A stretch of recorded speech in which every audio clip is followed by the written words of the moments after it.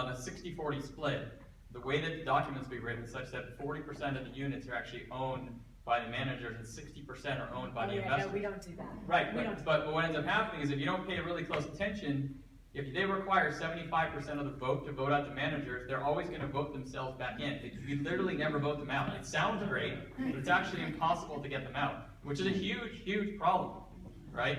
And I actually I often negotiate things with the operators, which is hard to do because by the time you get the documents, usually they're not really up for negotiation. But in any event, and that's one of the things I've actually often had to negotiate. Whether it's like, well, it shouldn't be 75%, it should be 51%.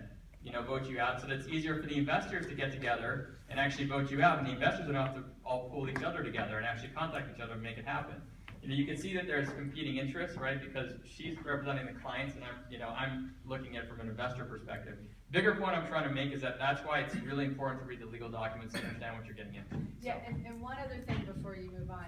So no, we don't do that. That's good trickery right there. Yeah. No, we do 75% of the Class A interest. So it's 75% of the investors. The manager can't get involved in voting themselves out or in.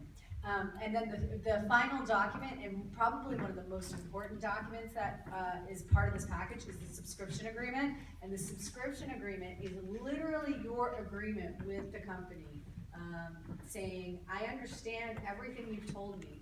I am now willing to invest. Here's all my information, and let's do this. And that's basically it.